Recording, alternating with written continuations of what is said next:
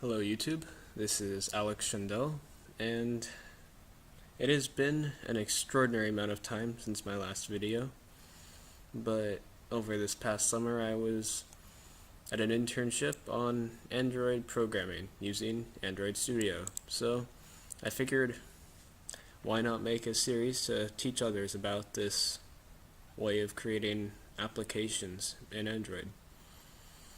So of course, the first thing you would want to do is download and install Android Studio. It's a pretty long and arduous task because of the fact that the download itself is over a gig in size, and then it takes another,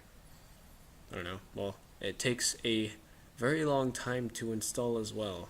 So, for the time being, I will just assume that you've got that all figured out, and if you need further assistance regarding the installation, then please leave a request in the comments below. Otherwise, let us continue. So, with Android Studio, you'll want to, of course, open it up. And so the first thing is to make sure that Android Studio can actually recognize your device. So you would also want to connect your physical device. So Android Studio, although it has a built-in emulator, it is not extremely useful when you want to actually try and, say, have something ready very quickly on demand and such, because of the fact that the emulator always has to restart. At least that has been my experience with it. It's just considerably slower. So I prefer to use my, as you see, LGE Android MTP device. I prefer to use a physical device. So initially, when you hit run here, it may say, as it does here, connected devices none. So on your physical device, here, let me switch this so that you can see, hopefully. Never mind. Okay, so in any case, to fix this, you will want to, okay, now it finds it. You will want to go into USB connected under, which is of course underneath.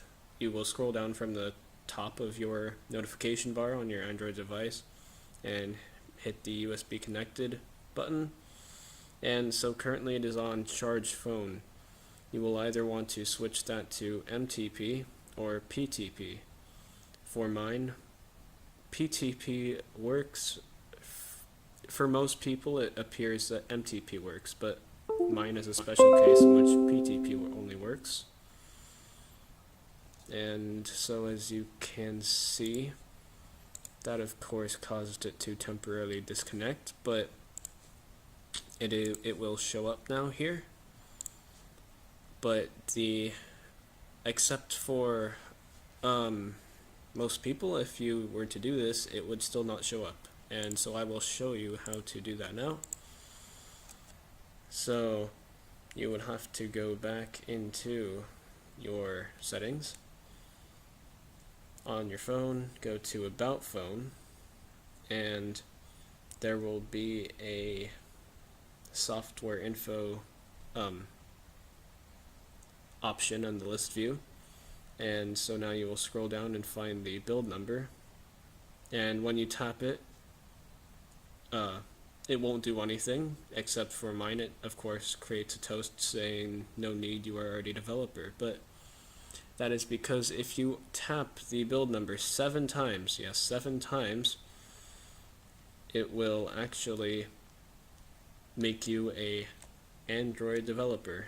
So now we go back out of here, and after tapping that 7 times, we have this here, developer options.